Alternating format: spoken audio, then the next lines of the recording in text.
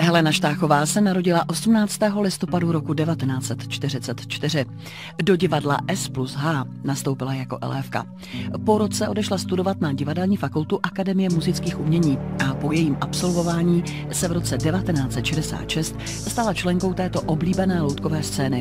Na rozdíl od svých předchůdkyň začala po boku Miloše Kiršnera, který se stal také jejím partnerem životním, s interpretací se svíčkou houpou se na vodě.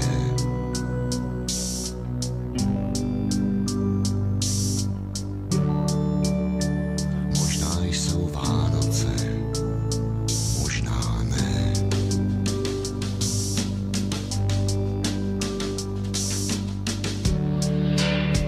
Plujem vstříc osudu a nebo náhodě.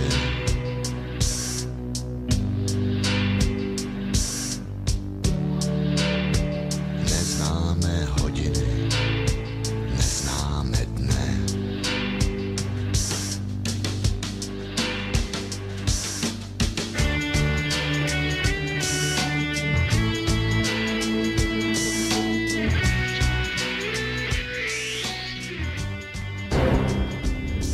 Ve věku 72 let zemřela loutkoherečka Helena Štáchová, propůjčila hlas Máničce i Líze Simpsonové.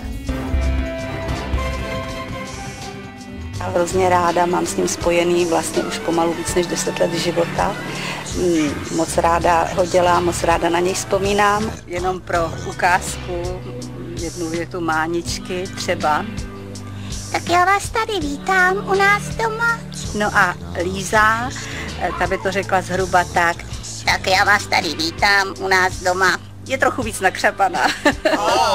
Bárte, přestaneme spolu už soupeřit. I kdyby se z tebe nikdy nestal mocný čaroděj, tak si stejně prýma brácha. Díky, Lízo. Doufejme, že už máme tu noční můru za sebou. Snad stačilo. Líza je holčička, nadměrně inteligentní, myslím, že to IQ má velmi vysoký. A je to šprtka, vegetariánka. Co to dělat? Musím... nepřeháním to s tím lepidlem. Naše maso nejíš, ale s našimi kopítky lepíš. A ve stálem souboji s celou rodinou, kterou se snaží marně umravnit. Tady jsou nějaké rady na cestu. Nezapomeňte, že zimu mají, když my máme léto.